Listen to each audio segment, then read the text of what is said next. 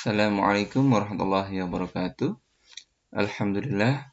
Alhamdulillahilladzi arsala rasulahu bil huda wa dinil haq lidhhirahu 'ala dini kullih wa kafa billahi syahida. Asyhadu an la ilaha illallah la syarikalah wa asyhadu anna Muhammadan 'abduhu rasuluh. Allahumma shalli wa sallim wa barik 'ala sayyidina Muhammad wa 'ala alihi wa ashabi ajma'in. Amma ba'd. Ya anak semuanya yang saya cintai, saya banggakan. Mari kita senantiasa memanjatkan puja dan puji serta syukur kehadirat Allah Subhanahu wa taala atas limpahan kenikmatannya, nikmat iman, nikmat Islam, dan juga nikmat utusan yang Allah utus, yaitu Rasulullah SAW di muka bumi ini, sehingga kita pun mendapatkan petunjuk, mendapatkan dakwahnya, ya. Dan kita dengan dakwah yang beliau lakukan, kita ikut merasakan nikmatnya Islam. Semoga Allah memberikan kepada kita keistiqomahan dalam keislaman kita, dalam keimanan kita, dan juga semoga kita semuanya bisa meneladani apa yang telah beliau contohkan, yaitu untuk terus memperjuangkan mendakwakan Islam di muka bumi ini. Salawat dan salam semoga senantiasa tercurahkan kepada Nabiullah Muhammad SAW, dan semoga tercurah pula kepada keluarganya, para sahabat, para tabi'in, dan orang-orang yang senantiasa istiqomah dalam Islam. Baik, anak-anak semua rahimakumullah. Bulan ini adalah bulan Maulud, ya, bulan Rabiul Awal, atau bulan dilahirkannya Nabi Muhammad SAW. Tentunya di bulan ini selain kita melaksanakan, yaitu mungkin ada sebagian dari kita yang kemudian merayakan Maulud Nabi, tetapi yang tidak kalah penting adalah dalam merayakan itu adalah bagaimana kita mengkaji, membaca bagaimana dakwah yang dilakukan oleh Rasulullah SAW. Nah, disitulah kemudian bagaimana kita kemudian melanjutkan estafet dakwah yang sudah beliau mulai dalam mendakwahkan Islam. Yang mana dakwah yang beliau lakukan adalah pada masa Nabi itu kemudian dilanjutkan Khulafaur Rasyidin, para sahabat, ya, kemudian tabi'in, kemudian tabi'in, dan selanjutnya. Sampai kemudian kita saat ini juga bagaimana ikut berperan dalam mendakwahkan Islam. Nah, anak-anak semua rahimakumullah, dari dakwah itulah, ya, dari dakwah yang dilakukan para sahabat, para tabi'in, itulah kemudian akhirnya Islam itu sampai kepada kita. Kita yang berada atau letaknya jauh dari Mekah, ya, jauh dari Mekah. Kalau kita buka kapan datangnya Islam di Indonesia, memang ada beberapa teori, ya. Itu ada 3 teori, ada teori Gujarat, ada teori Persia, dan juga ada teori Arabia, gitu, ya. Nah, teori Gujarat, teori Persia, dan teori Arabia. Nah, memang ada yang menyebutkan bahwasanya maksudnya Islam Indonesia adalah abad ke-13, gitu, ya, yang teori Gujarat. Tapi kemudian di teori Arabia pun dikuatkan bahwasanya Islam itu masuk di Indonesia. Mulai awal masuk itu adalah belum Indonesia, ya, waktu itu belum ada namanya Indonesia. Disebut ya daerah Nusantara lah, daerah Nusantara, yaitu daerah Sumatera. Itu adalah abad ke-7, ya, abad ke-7. Nah, abad ke-7 ini masih abad pertama Hijriah, ya, abad pertama Hijriah, yang mana hal itu pada masa Utsman bin Affan, gitu, ya, pada masa Khulafaur Rasyidin. Nah, ini semangat dakwah, ya, semangat dakwah setelah Rasulullah SAW wafat, dan diteruskan, dilanjutkan oleh para sahabat, sehingga banyak juga sahabat yang kemudian keluar dari Madinah, ya, untuk mendakwahkan Islam. Nah, ini suatu hal yang luar biasa, ya, suatu hal luar biasa. Mengapa mereka mau keluar dari daerahnya, ya, keluar dari tempat lahirnya, menuju ke tempat lain, pada negara lain, negeri lain, untuk mendakwahkan Islam. Ini suatu hal yang perjuangan yang sangat besar, perjuangan yang luar biasa. Tentunya apa yang telah diperjuangkan ini tidak boleh kita sia-siakan ketika kita sudah ikut merasakan nikmatnya iman, nikmatnya Islam, maka kita juga ikut mendakwahkan. Apakah dakwah Islam itu sudah selesai gitu ya? Tentunya belum ya. Dakwah itu sampai kiamat pokoknya terus dilakukan, ya, terus diperjuangkan. Nah,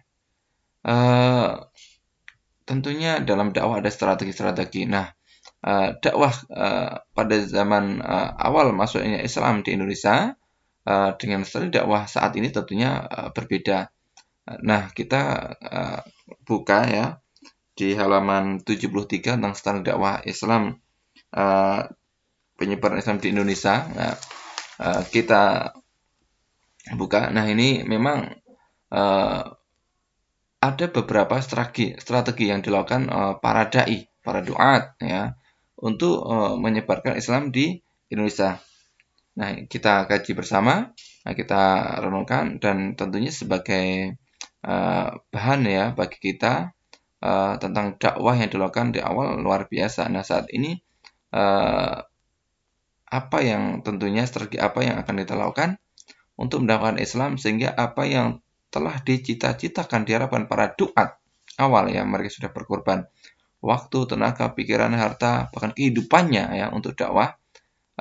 Kita benar-benar melanjutkan dakwah itu ya, melanjutkan dakwah. Nah, yang pertama memang strateginya adalah perdagangan. Nah, dalam perdagangan sebagai sarana kemudian untuk berinteraksi, sarana untuk berkomunikasi. Nah, melalui perdagangan ini menjadi strategi dalam menyebarkan Islam. Nah,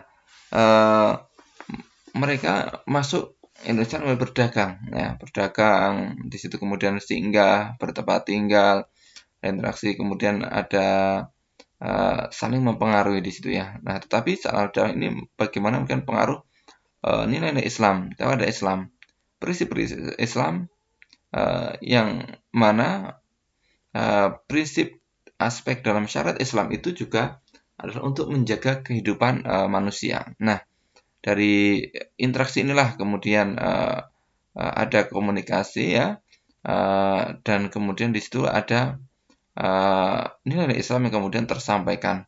Nah, disitulah mereka ya, para duat di situ antum bisa baca ya.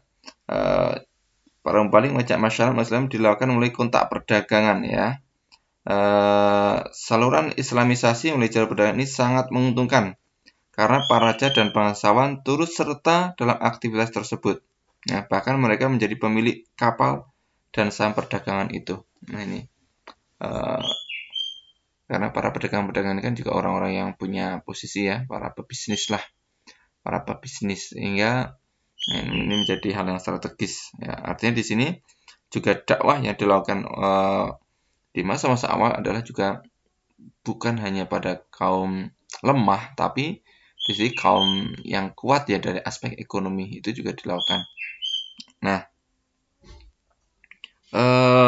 kemudian disitulah kemudian muncul suatu komunitas-komunitas ya, komunitas-komunitas Muslim, yang mana dari komunitas-komunitas itulah kemudian juga akhirnya menyebar ke komunitas lain. Nah, kemudian strategi yang kedua adalah perkawinan ya, perkawinan. Nah, dalam perkawinan ini juga dalam rangka untuk berdakwah, untuk menguatkan ya, karena ketika terjadi suatu pernikahan maka akan bertemu dua orang ya, satu dan lainnya yang kemudian di situ akan mempengaruhi ya dari cara hidup, pandangan hidup, prinsip-prinsip hidup. Nah, disitulah dan dalam pernikahan bukan sekedar ketemunya antara laki dan perempuan, tapi ketemu keluarga. Nah, maka disitulah dalam pernikahan kemudian menjadi strategi, menjadi langkah bagaimana kemudian untuk melahirkan Islam secara lebih dalam. Karena kaitannya sudah dalam kehidupan kesehariannya. Ini dalam berkeluarga. Antara keluarga satu dan keluarga lainnya, yang mana masih menjadi satu keluarga besar, akan sangat mempengaruhi. Dan kemudian ketika sudah menjadi menjadi keluarganya, keluarga besarnya, maka akan lebih mudah ya untuk bisa diterima atau lebih mudah kemudian untuk bisa terus berinteraksi. Nah, eh, dalam persoalan di sini ya, perkawinan antara wanita muslim dengan keturunan raja atau bangsawan lokal ya. Hanya saja para putra bangsawan tersebut harus diislamkan terlebih dahulu. Begitu sebaliknya perkawinan terjadi antara seorang mubalik dengan putri raja atau bangsawan gitu ya. Ini ya, seorang mubalik menikah dengan para putri bangsawan. Nah, maka dia mendapatkan posisi ya dalam kerajaan tersebut ya, sehingga lebih mudah tadi ya untuk kemudian bisa diterima oleh masyarakat yang ada. Nah, dengan demikian status sosial dan ekonomi mereka yang kuat memberikan pengaruh besar di lingkungan mereka. Nah, di sini ya status sosial dan status ekonomi juga memberikan pengaruh kuat. Nah, maka di situ salah satu ya memang dengan pernikahan tadi ya kemudian ternyata menambah kekuatan dari aspek status sosial, kemudian lebih kuat dari secara ekonomi, itu juga membantu gitu ya dalam proses berdakwah. Kemudian yang ketiga adalah tasawuf. Nah, pengajar-pengajar tasawuf atau para sufi mengajarkan teosofi yang bercampur ajaran-ajaran yang sudah dikenal luas oleh masyarakat Indonesia. Nah, yang mana kita paham bahasanya masyarakat Indonesia ataupun Nusantara saat itu mereka adalah orang-orang yang ya Hindu ataupun Buddha ataupun mereka yang memiliki keyakinan-keyakinan dan kekuatan-kekuatan mistik ya, mistik macamnya. Nah, di situ ilmu tasawuf banyak mengajarkan tentang kesucian sebagai seorang pribadi. Nah, kemudian juga dalam ilmu tasawuf juga mengajarkan makna kehidupan, ya, makna kehidupan. Nah, di situ dari tasawuf inilah kemudian orang-orang yang mereka beriltizam pada ya, Hindu maupun Buddha yang sangat kuat berhubungan pada keagamaan. Artinya mereka memahami apa itu hakikat kehidupan, kemudian bagaimana menilai kehidupan dunia ini. Nah, ketika mereka berinteraksi ataupun terjadi sharing gitu ya, berkomunikasi bagaimana prinsip Islam. Nah, di situ Islam sangat logis ya, sangat logis dibanding yang lain dan ada tawazun, ada keseimbangan.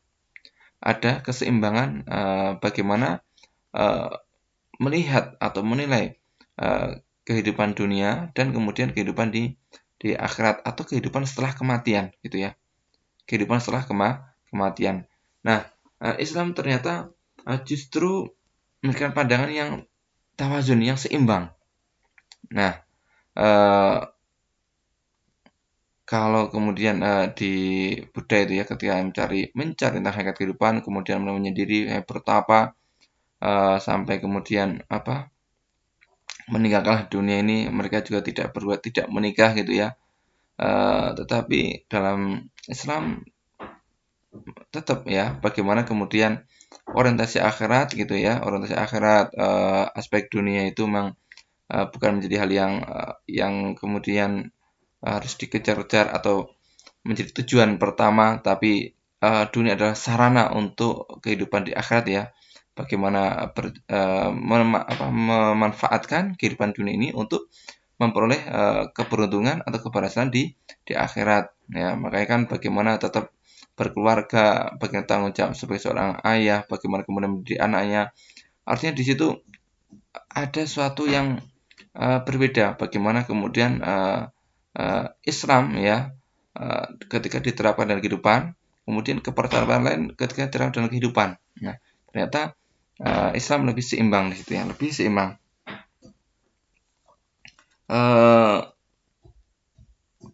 Kemudian yang selanjutnya adalah pendidikan. Pendidikan ini juga menjadi strategi ya, bagian dalam berdakwah.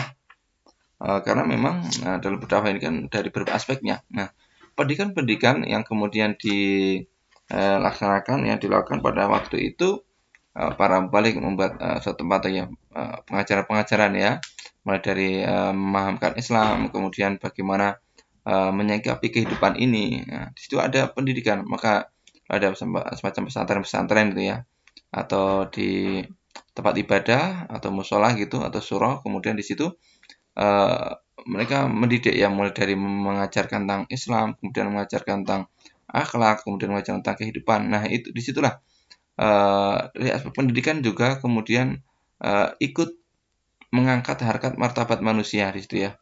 Eh, nah, maka dari aspek pendidikan menjadi juga strategi bagaimana untuk mendakwahkan, menyebarkan Islam. Nah, ini semua juga sampai saat ini ya. Maka bagaimana perdagangan, kemudian juga pernikahan, tasawuf, bahkan pendidikan ini juga menjadi sarana untuk dakwah, strategi ya dalam berdakwah di masyarakat kita. Nah, kita di Islam Fikri ini sebenarnya juga didirikan ya Santara Darul Umin, kemudian membuat sekolah ya SMP, SMA, SMK. Ini bagian dari berdakwah. Maka tetap ya menjadi hal yang sangat pertama ditekankan pada antum semuanya, bagaimana antum berislam secara kafah, antum berislam itu ya. Sedangkan antum sebenarnya memahami bermacam keilmuan alam itu ya, entah itu antum nanti menjadi pakar di bidang yang IPS sosiologi, ekonomi, atau pakar di hukum gitu, ataupun yang IPA nanti antum pakar di matematika, di fisika, bahkan di kedokteran, bahkan di ilmu-ilmu yang berkaitan dengan IPA, itu menjadi wajib kifayah. Artinya itu menjadi kewajiban yang memang harus antum lalui, tapi bukan menjadi kewajiban individu. Bukan menjadi kewajiban individu, ya kan? Yang menjadi kewajiban individu antum adalah ya memahami Islam, mengerti Islam. Ini yang kita tekankan, ya, dan melaksanakan keislaman dalam kehidupan itu. Itu yang menjadi yang kewajiban pertama. Sehingga dari pendidikan yang kemudian kita laksanakan ya di Islam Fikri ini, yang pertama adalah Islamnya. Maka coba kita bersama-sama ya dalam dunia pendidikan ini ya, bagaimana kita berislam secara kafah ya. Islam itu kita terima, Islam itu kita jalani, Islam kita amalkan. Islam menjadi jalan hidup kita, way of life. Nah, dalam pendidikan ini menjadi salah satu dakwah juga. Nah, maka Islam di Islam Fikri ini menjadi yang pertama. Artinya berarti Islam Fikri ini adalah dibangun untuk dakwah Islam melalui dunia pendidikan. Nah, ini sebenarnya juga menjadi ya pengembang lah dari apa yang sudah dilakukan oleh para dai di masa-masa awal ya. Mereka juga sudah memulainya dakwah di antara mereka pendidikan. Nah, kita sebagai generasi yang kesekian juga melanjutkan ya dari berbagai strategi tadi ya, termasuk di dunia pendidikan. Kemudian yang kelima yaitu politik. Nah, politik ini juga menjadi sarana untuk dakwah ya. Makanya berpolitik pun itu adalah dalam rangka berdakwah. Walaupun kemudian ya ada slogan politik kotor, politik keji. Nah, kalau selama politik itu adalah tidak dibingkai dalam dakwah, ya akan seperti itu. Politik kotor, keji, politik kepentingan. Nah, maka disitulah politik juga dalam rangka berdakwah. Maka ketika kita berbicara politik yang basic dakwah, maka kepentingan politik yang dilakukan dalam suatu partai yaitu untuk kepentingan dakwah, bukan kepentingan individu diri, bukan kepentingan diri, tapi ada kepentingan dakwah. Maka akan berbeda sama-sama antara partai satu dan partai lainnya, partai A dan partai B. Yang satu partai hanya sekedar partai asli, ya. Artinya ya memang untuk kepentingan negara begitu ya. Ya, kemudian ketika berbicara partai yang berdakwah, nah tentunya juga untuk dakwah untuk apa? Ya bagaimana negara ini bisa bangkit, negara ini bisa kuat, bagaimana negara ini bisa kokoh berdasarkan apa? Berdasarkan nilai-nilai yang ada dalam Islam itu, ya. Tapi kalau kemudian kita kaji, kita pahami tentang keislaman ya, keislaman, maka tidak akan berseberangan dengan apa menjadi kepentingan suatu negara, ya kan? Yang menjadi kepentingan negara kan bagaimana rakyat itu makmur, bagaimana keadilan bisa terwujud, bagaimana rakyat itu mendapatkan rasa aman, ya kan? Nah, di situ dalam dakwah, dalam politik Islam ataupun dalam kepemimpinan yang kemudian menjadi prinsip dalam Islam itu juga suatu hal yang ingin dicapai seperti itu. Sehingga tidak ada uh, perbedaan ya kepentingan dakwah dengan kepentingan suatu negara itu sendiri. Nah, maka partai politik gitu ya, karena berpolitiknya kita lihat partai. Kalau saat itu kan belum partai ya, kerajaan. Kalau zaman dulu masih kerajaan, maka ya kerajaan itu. Jadi masuk ke kerajaan, punya kemudian kewenangan. Nah, kewenangan itulah kemudian untuk mengatur menata bagaimana masyarakatnya bisa kemudian mengikuti Islam. Nah, kalau saat ini memang berbeda. Saat ini politiknya lewat partai. Partai politik. Ya, maka bagaimana kemudian bisa terwujud partai politik yang berbasis dakwah. Nah, berbasis dakwah. Nah, antum bisa memilah dan memilihlah mana partai yang memang berbasis dengan dakwah. Sehingga kalau kita sudah berbicara politik adalah dalam dakwah, sekali lagi bukan untuk kepentingan individu. Ketika seseorang itu ketika masuk dalam partai kok partai dakwah, tak bicara kepentingan individu ya sudah, nyingkir aja, menyingkir. Maka akan diganti oleh orang-orang yang kemudian punya komitmen untuk dakwah itu. Nah, bukan untuk diri, tapi untuk dakwah. Nah, ini suatu hal yang juga tentunya ada ya di zaman saat ini satu partai yang memang demikian. Siapa yang harus memutuskan? Ya para dai. Ya kita kalau punya perhatian dalam dakwah Islam, selain lewat politik juga harus demikian. Karena memang dalam dakwah ini nggak bisa dilakukan sebagian-sebagian, tapi dilakukan dalam berbagai aspeknya, ya, dalam berbagai aspeknya. Nah, maka dakwah tidak bisa dilakukan dengan individu, tapi dengan bersama-sama. Karena banyak pintu, banyak hal yang harus diperankan oleh para dai-dai. Kalau itu hanya dalam satu orang, segelintir orang nggak mungkin. Maka di sini perlu kebersamaan atau beramal jama'i dalam berdakwah. Kemudian yang selanjutnya di situ adalah juga strategi dari seni dan budaya. Seni. Nah, ini juga suatu ranah yang kemudian kita pun saat ini ya bagaimana yang punya potensi-potensi dalam seni. Nah, ini juga adalah dakwah. Ketika saat ini ya teman-teman yang punya potensi dalam seni, termasuk punya kemampuan, potensi untuk membuat film gitu ya, film dan seni ini budaya seni, buat film, tapi kemudian tidak membuat film-film yang punya makna, punya nilai tentang Islaman, bagaimana memahamkan tentang arti kehidupan sesuai dengan Islam, tujuan kehidupan Islam, atau prinsip-prinsip kehidupan Islam, maka akan banyak di luar sana orang-orang yang membuat film atau seni-seni yang kemudian justru bertentangan dengan nilai Islam. Nah, di sini ya, maka yang punya potensi-potensi untuk seni gitu ya, entah itu film ataupun lewat gambar atau seni apa ya, semacam novel ataupun apa yang gambar itu ya, gambar-gambar itu cerita tapi gambar itu apa namanya? Ya Allah.